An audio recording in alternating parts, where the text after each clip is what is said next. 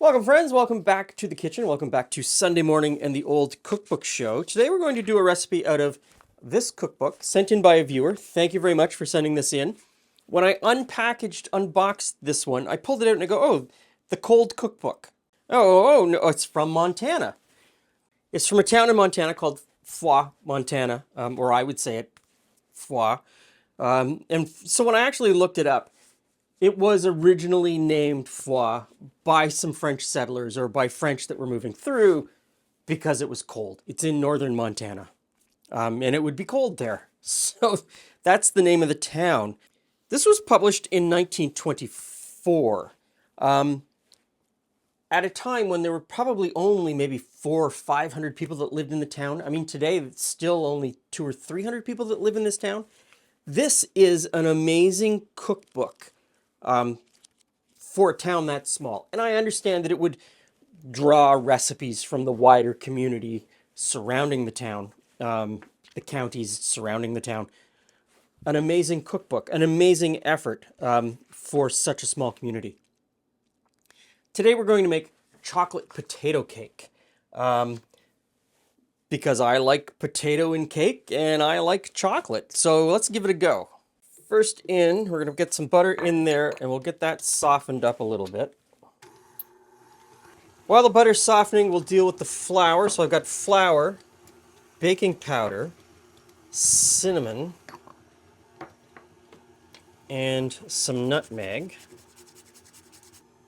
It's hard when you get down to the last little bit of nutmeg without trying to get your fingers caught in the rasp. Okay, so I'll get a spoon and we'll just give that a little bit of a stir. First, I'm going to get the sugar in. So we're going to cream the sugar into the butter. Keep stirring up this flour mixture. Now, of course, the recipe tells me to sift all of this together a couple of times. 2025, not strictly necessary.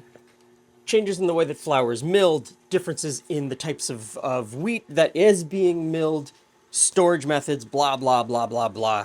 Sifting isn't as important as it was in the 1920s.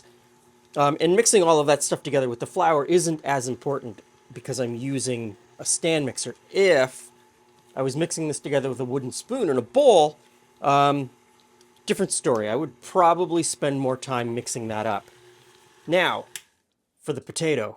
Okay, we'll open this up and we'll get our mashed potato in there. And it is just potato boiled and then mashed. There's no butter, there's no salt, there's no pepper, there's no cream. Potato boiled, mashed. Now it's time for the eggs, one at a time. If you're wondering about the potato in this cake, the potato should bring a very moist richness to the cake. I've done a cake before with potato in it. I think it was a caramel cake. We recently did potato biscuits that, were very moist and flavorful, had incredible texture. I've done potato buns in the past. We did an Easter bun that had potato in it, same sort of thing. The texture is amazing, and it's kind of fallen out of flavor a little. Fallen out of favor lately. You don't see as many recipes or contemporary recipes that use potatoes. Last egg. Now, I need a half a cup of sweet milk, which we all know just means regular milk, as opposed to sour milk or buttermilk. And the recipe tells me that I'm supposed to put flour on the nuts and the raisins. So just scoop some of the existing flour out and mix that in. I'd put this in the same folder as sifting. Pretty much unnecessary. Now we come to the chocolate. This recipe calls for a quarter cake of chocolate. So I know for everybody who's all, what's a square of chocolate? Now, what's a cake? In this time period, 1920s, some baking chocolate or some chocolate from the Baker's Chocolate Company was sold in a half-pound cake what we today would call a chocolate bar. So I'm looking for a quarter of a half pound of chocolate, which I think is 2 ounces. Okay, melted chocolate. Now the recipe, the order today would probably be put in the chocolate and then go back and forth between the flour mixture and the milk. Back and forth, back and forth, back and forth to keep the batter kind of, stable. Tells me to put in the sweet milk first. So in goes the milk.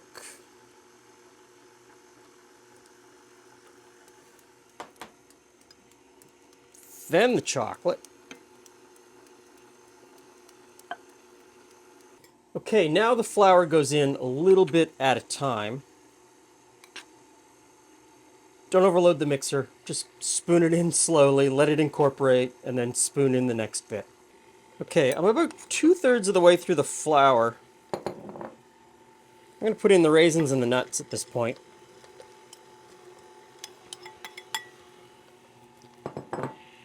And then continue with the flour. Now it's time for baking. And the recipe indicates loaf pans, plural, kind of indicating that you would bake this in 2 pans, or more than one part. Also, loaf pan in 2025 would indicate something like this for a loaf of bread. This shape today is called loaf pan. And the farther back you go, they don't tell you anything about baking. It's just bake it. They don't give you the time, the temperature, or the pan, or the size of the pan to use. But more and more in sort of these middle America cookbooks, 1900 to 1930, I see this loaf pan. And so I started looking at catalogs of manufacturers who were making stuff in this time period. And often I see what we would call a cake pan, an oblong cake pan, or rectangular cake pan, being called a loaf pan.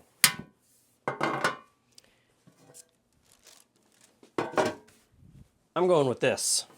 And doesn't matter what a recipe tells you, what pan they prefer that you would cook it in.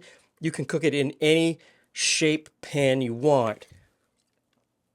It's up to you. If you want to use round, you want to use square. Really, you can bake it in any shape or size pan that you want. Break free from the shackles of what the recipe writer is inflicting upon you. Do what you want to do. Just know that it's going to change the amount of time it takes to bake. And the first time you do it, you're going to have to be a little more mindful of watching it in the oven. So I've got the oven preheated to 350 degrees Fahrenheit because that seems to be a good temperature for baking a cake. We'll get this in and we'll just keep an eye on it.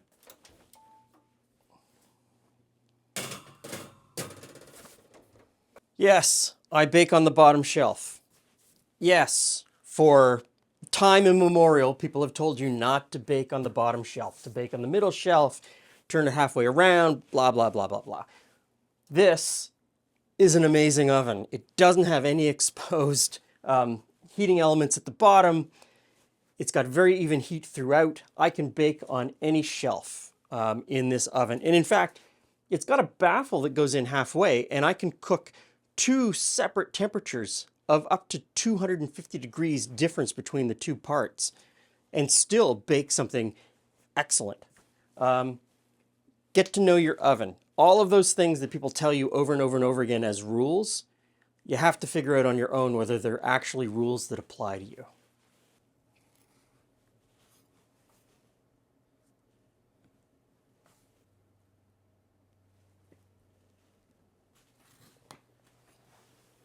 Hey, friends. Hey, Glen. Hey, Jules. Always good to arrive.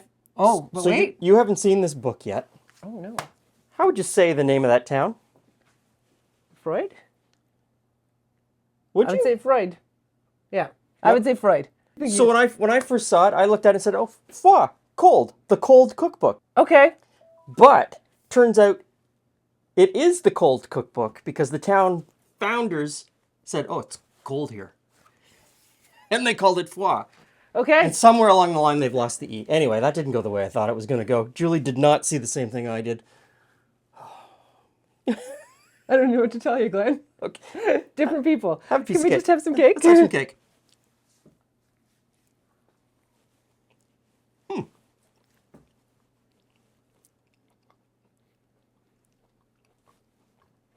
Cinnamon and chocolate. That's a nice little cake. I like the cinnamon. I was a nice little surprise. And then, of course, raisins, No. dates. Um. What do we got in there?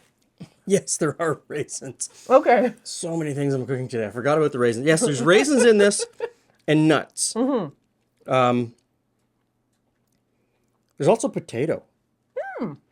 So the potato adds to the texture. The potato means that it will. This is the kind of cake that could probably sit on your counter in a cupboard for a couple of days and still It has a remain- longer shelf It has life. a longer shelf Let's life. just say, use it. It has a longer shelf life. Except that it's pretty good, so it doesn't really not need gonna a long, last- it not doesn't gonna need a last that long long. shelf life. You can just So thank you, Mrs. E.T. Beauchamp, Merci. for putting this recipe in the Froid cookbook. This is a great cookbook. For a town of a couple hundred people, that's just a crazy accomplishment. Well, Congregational Ladies' Aid Society. Yeah, they did a great job on that. Thanks for stopping by. See you again soon.